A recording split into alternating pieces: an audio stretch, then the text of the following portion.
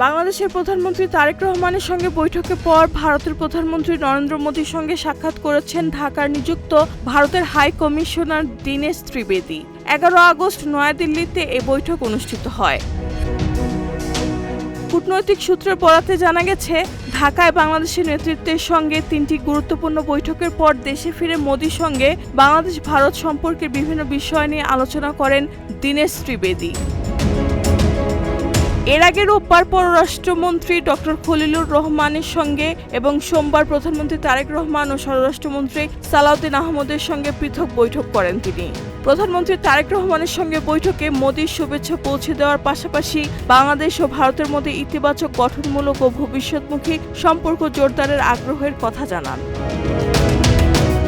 বৈঠকগুলোতে দুই দেশের পারস্পরিক স্বার্থ, নিরাপত্তা সহযোগিতা এবং জনগণ কেন্দ্রিক দ্বিপাক্ষীয় সম্পর্ক আরও শক্তিশালী করার বিষয়ে গুরুত্ব পান। এরপর মোদীর সঙ্গে হাই কমিশনারের বৈঠককে চলমান বাংলাদেশ-ভারত কূটনৈতিক তৎপরতার গুরুত্বপূর্ণ অংশ হিসেবে দেখা হচ্ছে। রেহানা বেগম, প্রজন্ম 24।